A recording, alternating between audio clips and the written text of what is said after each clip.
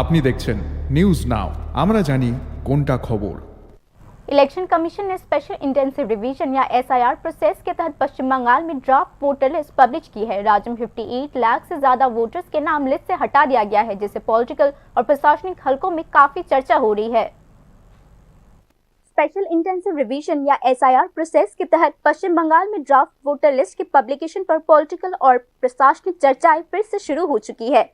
मंगलवार को election commission द्वारा जारी डेटा के अनुसार राज्य में कुल 58,20,898 वोटर्स के नाम ड्राफ्ट लिस्ट से हटाने की पहचान किए गए हैं, जो संख्या के हिसाब से बहुत अधिक है। इलेक्शन कमीशन के अनुसार इतनी बड़ी संख्या में नामों के छूटने का मुख्य कारण मरे हुए वोटर्स, परमानेंट रूप से दूसरे राज्यों में बसे वोटर्स और फेक या फोर्ज एंट्री बताई जा रही है। डेटा बताते हैं कि 2.4 मिलियन से ज्यादा वोटर्स मर चुके हैं, लगभग 2 मिलियन बेघर हो चुके हैं और लाखों लोगों की पहचान नकली या लापता के तौर पर बताई गई है।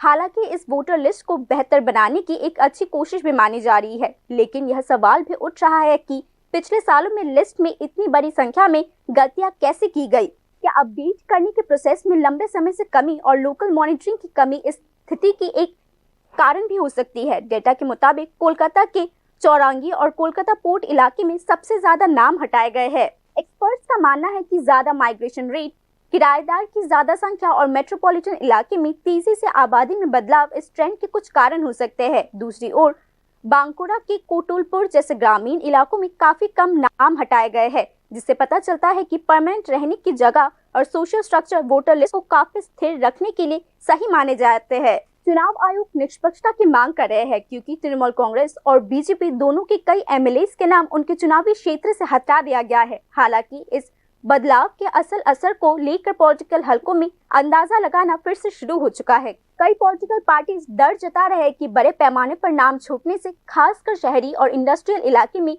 वोटर टर्नआउट और आने वाले चुनाव के नतीजों पर असर पड़ सकता है। इलेक्शन कमीशन ने कहा है कि जिनके नाम छूट गए हैं वे फॉर्म 6 भरकर अपना दावा कर सकते हैं। हालांकि सवाल यह भी है कि आम जनता का एक बड़ा हिस्सा इस प्रोसेस के बारे में कितना जागरूक होगा। डिजिटल डिवाइड, डॉक्यूमेंट्स की कमी और प्रशासनिक मुश्किलें कई मामलों में असली वोटर्स के लिए दिक्कतें खड़ा कर सकती है। एसआईआर का दूसरा फेज फरवरी 2026 तक चलेगा और इलेक्शन कमीशन ऑफ इंडिया ने घोषणा की है कि फाइनल वोटर लिस्ट 14 फरवरी को पब्लिश की जाएगी।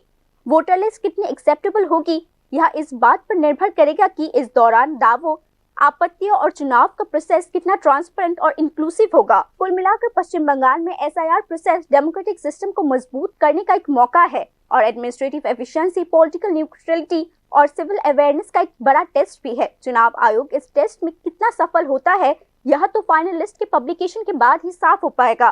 Bureau report, news now.